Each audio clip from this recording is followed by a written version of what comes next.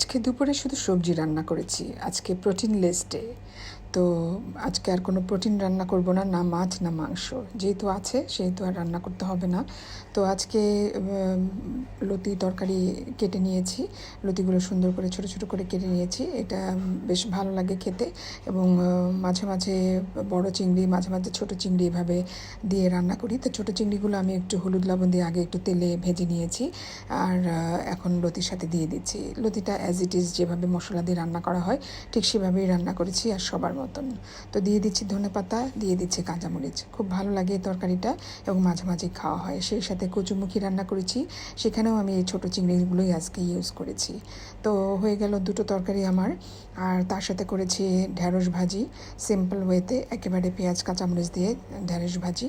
তো আজকের রান্নাটা এটাই ছিল। লতি চিংড়ি মাছ দিয়ে, কচুমুখী চিংড়ি মাছ দিয়ে আর ঢ্যাঁড়স ভাজি নর্মালি করেছি। এভাবেই খেতে আসলে বেশি ভালো লাগে। তো দুপুরে আজকে কোনো মাছ মাংস ছিল না। আজকে আমরা মিটলেস ডে করেছি লাঞ্চের জন্য। এই ছিল আজকে আমাদের খাওয়া।